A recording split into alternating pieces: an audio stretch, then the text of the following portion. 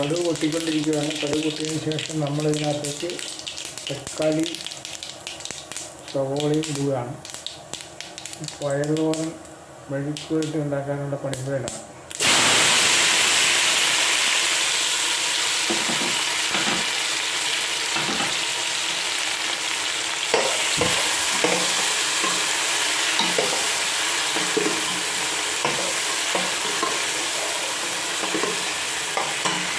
തക്കാളി സവോള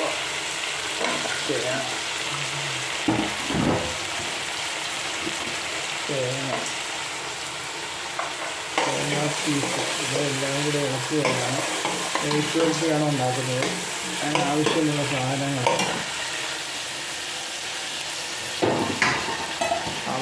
സാധനങ്ങളിലാണ് കായും പയറും ഉരുളക്കിഴങ്ങും പൊടിഞ്ഞത്, മല്ലി, മുളക്, മഞ്ഞൾപ്പൊടി, മസാലപ്പൊടി, കടുക്, വെളിച്ചെണ്ണ, ജീരകം, ഉലുവ, ഉപ്പ്, സാധനം ഉപയോഗിച്ചാണ്